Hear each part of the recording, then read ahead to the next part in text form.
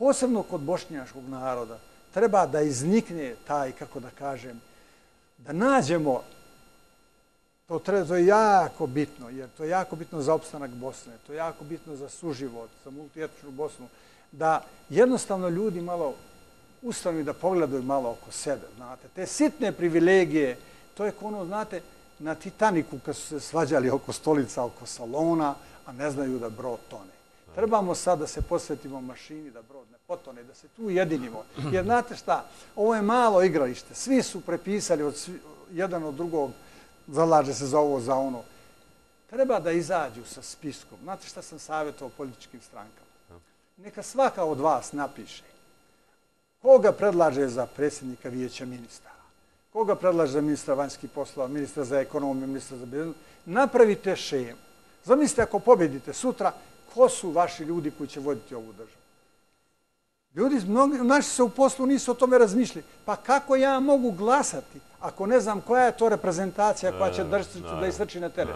S druge strane kaže, pa možda mi ne dobijemo vijeće ministara, dobit će Srbi.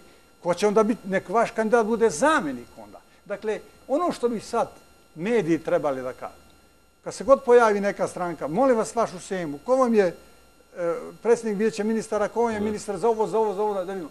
Znate šta? Pola njih će da padne na prijemnom ispitu, neće.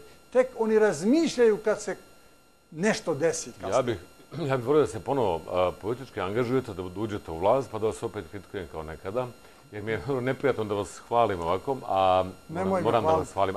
Inače mi nedostaju svi ti koje sam tako, baš sam bio prema njima nešto, ne znam, ja, mladinački narogušeni, ali mislio da griješe.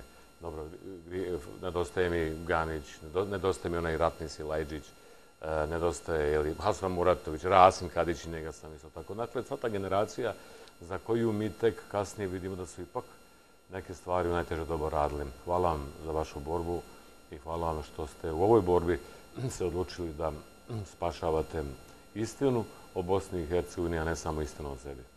Hvala i vam. Profesor dr. Eyüp Ganić bio je gost emisije Face to Face, ide Halo Centralni, mala pauza, vidimo se